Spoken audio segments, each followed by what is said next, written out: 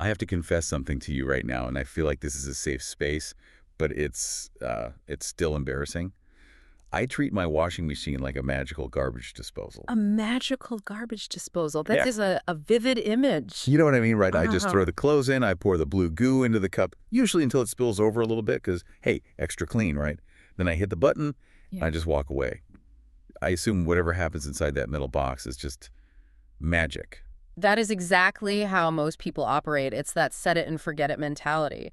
But the thing is, while you're walking away, there's a very complex chemical war happening inside that drum, and usually the clothes are losing. See, that's what triggered this whole deep dive for me. Mm. I pulled a load of towels out the other day, and logically, I knew they were clean. I'd washed them on hot. I'd used the heavy-duty detergent, Mhm. but they felt crunchy, like Ah. stiff cardboard. And they had this faint, sour smell. Not dirty, but definitely not The fresh. dreaded sour crunch. I know it well. And my immediate thought was, I need a new washing machine.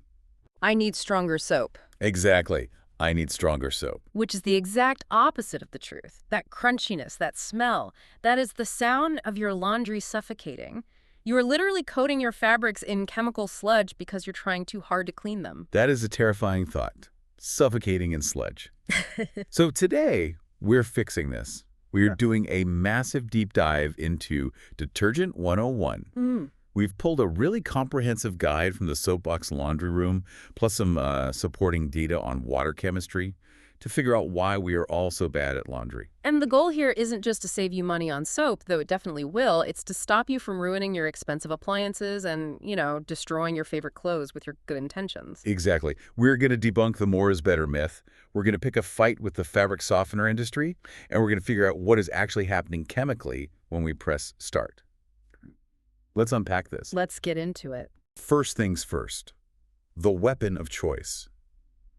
The detergent aisle at the grocery store, it gives me anxiety. You've got liquids, you've got powders, you've got these like neon-colored pods.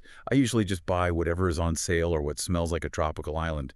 Does the form factor actually matter, or is it just marketing? Oh, it matters. It matters immensely. You can't just swap them out and expect the same result because they're fundamentally different tools. The source material actually breaks this down kind of like a choose your fighter screen in a video game. Yeah. They all have different stats. Okay, so let's look at the heavy hitter first. Liquid detergent. This is what I use. I feel like it's the default for most households. The guide calls it the best all-around contender. Why does it get the crown? It wins on versatility. Think about the chemistry of it.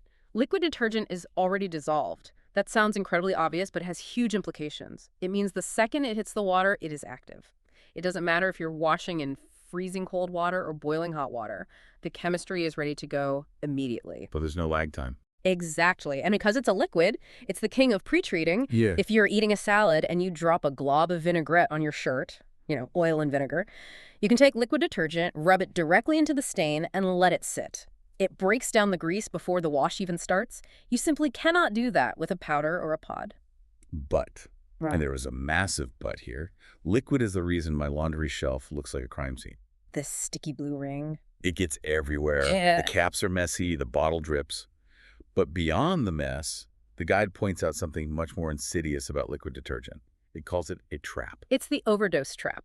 This is purely a design flaw, or maybe a design feature, depending on how cynical you are about the soap companies. The caps on liquid detergent bottles are huge. Right. They look like shot glasses for a giant. Right. And there's a faint line near the bottom, but who looks at that? We fill a cup. Precisely. Because it's a liquid, and because the cup is large, there is no friction to stop you from pouring way, way too much. We were visually trained to think, fill the vessel. So we pour in a cup, which is often 10 times the necessary amount. Hold that thought on the 10 times figure, because we have a whole segment on dosing that completely blew my mind. But let's look at the other contenders. Powder.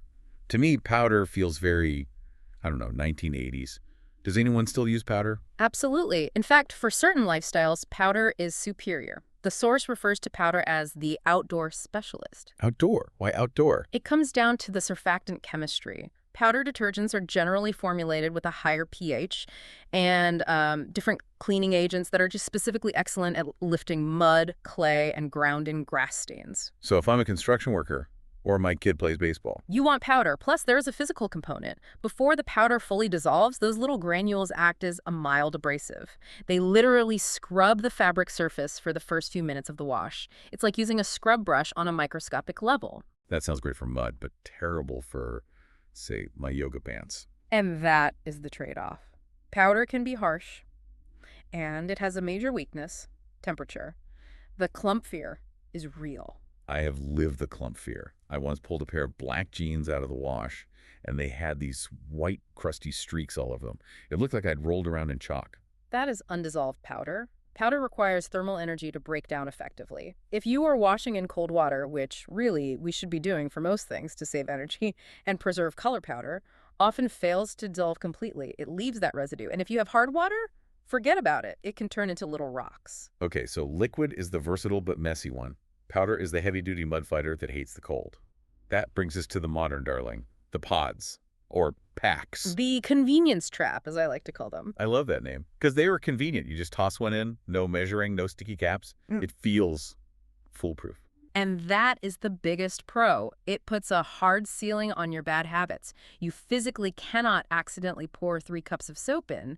You are limited to the dosage in the pod. It forces moderation. But I'm sensing you're about to ruin this for me. Well, the downside is a total lack of control. Yeah. You lose the ability to microdose. Imagine you just want to wash a couple of gym shirts and a pair of socks, a small load after a workout. A pod is pre-measured for a medium to large load. So if I throw a pod in with, like, 3 items? You are blasting those poor fabrics with a chemical nuke. It's like using a fire hose to water a houseplant. You are saturating them in so much chemistry that the machine cannot possibly rinse it all out. So the source says pods are actually bad for small loads. Explicitly, they are not designed for it. You're paying for convenience with a lack of precision. Okay, so we've picked our weapon. Now we have to talk about the battlefield, the washing machine itself. I see EAT stamp on everything now. My detergent says HE, my washer says HE. I know it stands for high efficiency, but honestly, I just assumed that meant uses less electricity. It does save electricity, but the way it saves electricity is by heating less water, because it uses significantly less water. This is the single most important concept to grasp if you want clean clothes. How much less are we talking? Well, think about the old top loaders from the 90s, the ones with the big agitator in the middle. Those used, what, 40 to 45 gallons of water per load? The cloths were just swimming? Right. A modern HE front loader or top loader, it uses maybe 10 to 15 gallons. Wow. So it's a puddle compared to a bath. Exactly, it's a puddle. And this brings us to the suds myth. This is the part that usually breaks people's brains, because we have been completely brainwashed by marketing. I am fully guilty of this. If I look through the glass door of my washer and I don't see a wall of white, fluffy bubbles, I panic. I think it's not working. There's no cleaning happening. So I add more soap next time. And that instinct is destroying your machine. In an HE environment, suds are actually the enemy. How can bubbles be the enemy? Bubbles are the universal sign of cleaning. No. Bubbles are air and soap film. Friction is what cleans clothes. Think about the mechanics. How does the dirt get out? The clothes need to lift up, tumble, and then slap against the side of the drum. They need to rub against each other. That mechanical action is what knocks the dirt loose. Okay, that makes sense. Now imagine you fill that drum with a giant cloud of thick foam. What happens to the clothes? They float. They get suspended in what we call a suds cushion. They aren't tumbling, they aren't rubbing, they're just napping in a bubble bath. The foam acts like an airbag.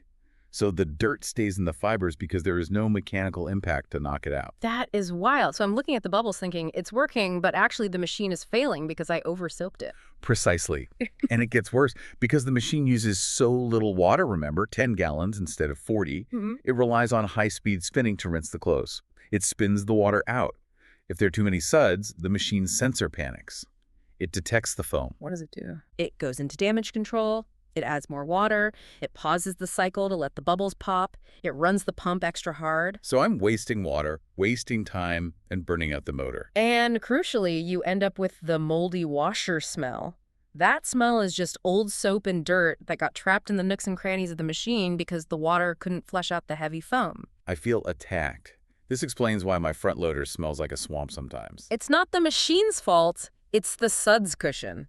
This feels like the perfect segue to the numbers. Because I think we all assume we know how much soap to use. We use the cup. The manufacturer gave us the cup, so we fill the cup. The cup is a lie. The cup is a lie. It's a sales tool. Think about it. Mm-hmm. They want you to buy more detergent. If you fill that cup to the top, you are using probably 10 times what you actually need. Okay, hit me with the reality. According to the Soapbox Guide, for a standard 8-sheet load of laundry, which is what most of us are doing, how much liquid detergent do I actually need? Brace yourself.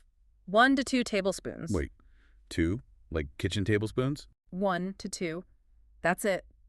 That is barely covering the bottom of that giant cap. If you look closely at the cap, there's often a line 1 way, way down at the bottom. That is the actual dose. That feels wrong. It feels like it's not enough to clean a pair of jeans, let alone a whole load. That's because you're thinking of old school detergent that was mostly water. Modern detergents are super concentrated chemical agents.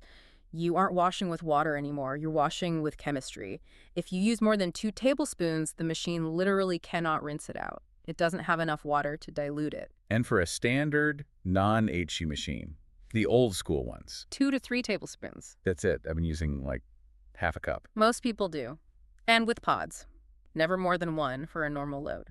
The source says you should only use 2 if you have a massive stuffed to the gills load of bedding or towels. So let's go back to my crunchy towels from the intro. Yes, this is the diagnosis. If I'm using, say, half a cup of liquid, the machine rinses, but it can't get it all out. Right. So the cycle ends and the water evaporates in the dryer. What is left behind? The soap. The soap. It dries into the fibers. So when you pull that towel out and it feels stiff or sticky or scratchy, that isn't the texture of the cotton. You are feeling dried detergent.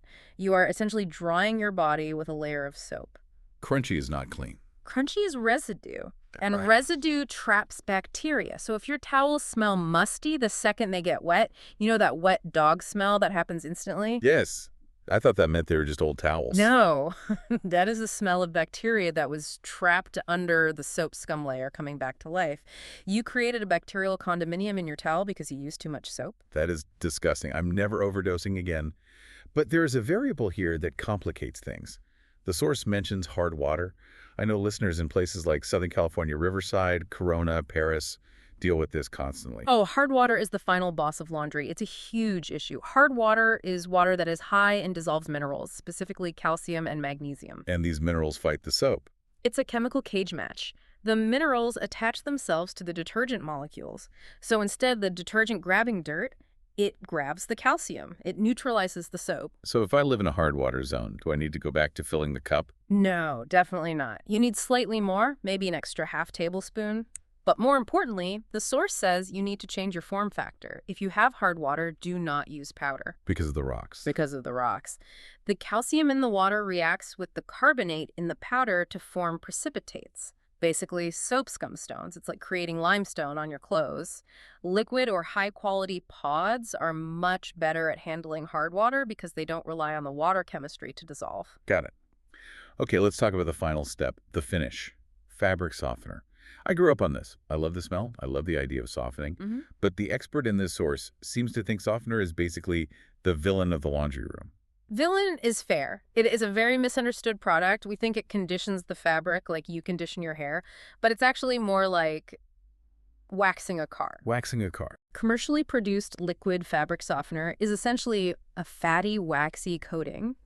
It works by smearing a thin film over the fibers. The reason it feels smooth is because you are touching the wax, not the fabric. And why is that bad? Aside from the idea of rubbing wax on my body. It kills functionality. Think about a towel. What is the one job a towel has? To absorb water. To dry me off. Right.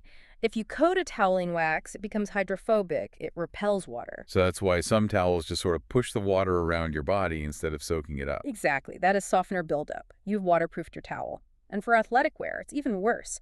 Your gym clothes are designed to wick sweat, to pull moisture away from your skin. Softener plugs up the weave of that fabric. It locks the sweat in. So the gym smell, that won't go away. Is trapped under a layer of ocean breeze wax. Yes. You are locking the bacteria inside the shirt. Okay, I'm throwing out the blue jug of softener.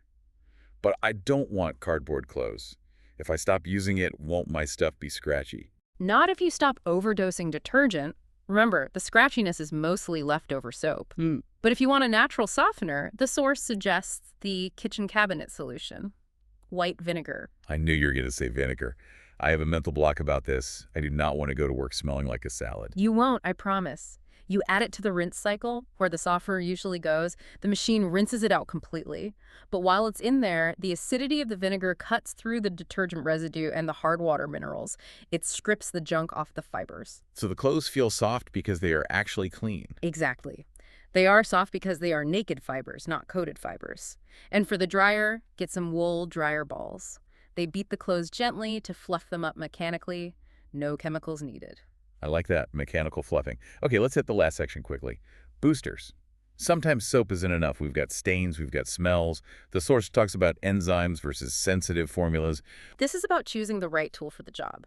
Enzyme detergents contain specific proteins that are designed to eat other proteins. They are like little Pac-Men. They biologically hunt down grass, blood, food starches. So if I have messy kids or I'm a messy eater, I need enzymes. You need enzymes, sensitive formulas. The free and clear types are great for eczema because they lack dyes and perfumes, but they often lack the heavy-duty enzymes too, so don't expect them to get a grass stain out as easily. And what about the additives? OxyClean, baking soda, vinegar. When do we use which? Here's the cheat sheet. Oxygen bleach, those oxy products, is for brightening. It releases oxygen bubbles that penetrate deep into the fabric to kill bacteria. If your whites look dingy or your gym clothes smell, use oxy. And baking soda. Baking soda is a pH balancer. If a load smells sour or just off, baking soda neutralizes the acids causing the smell. It's an odor killer. And vinegar is the closer. The closer. Use it once a month to strip your towels or use it every load if you have hard water. It removes the buildup. This has been, frankly, a little embarrassing for me. Mm-hmm. I'm doing the math on how much detergent I've wasted over the last 10 years. It's got to be gallons. Don't think of it as waste. Think of it as a learning curve. Laundry is chemistry, but nobody ever taught us the formula. So let's recap the stop doing this list. I want to make sure I have this nailed down. Number 1, stop trusting the cup. 1 to 2 tablespoons is all you need for an HE load. Number 2, stop suffocating your clothes in suds. If you see a bubble bath in your HE machine, you've used too much and your machine is struggling. Number 3, if you have hard water or wash in cold water, ditch the powder. It won't dissolve. And finally, braid up with fabric softener. It's waterproofing your towels and trapping smells in your gym clothes. It really shifts your perspective. Right. We've been trained by commercials to think that clean is a smell, that clean is a mountain of foam. But clean is actually just the absence of dirt, and crucially, the absence of soap. True fabric care is about removal, not addition. You want to take things out of the fabric, not put more stuff in. That's the takeaway for me. If my clothes feel like anything other than fabric, I've done it wrong. You got it. Here's a thought to leave you with today. We've been talking about how we've been brainwashed to think more bubbles equals more clean in the laundry room. And it's actually damaging the very things we're trying to care for. It makes you wonder, what other areas of our hygiene or our homes are we over-treating to the point of damage? Are we scrubbing our skin too hard, disinfecting our counters until they corrode? That is a fascinating question. We often confuse sterile with healthy. Sometimes doing less is actually doing it right. Something to mull over while you measure out exactly 1 tablespoon for your next load. Thanks for listening to this deep dive into laundry. Go check your settings, check your dosing, and we'll catch you on the next one. Happy washing.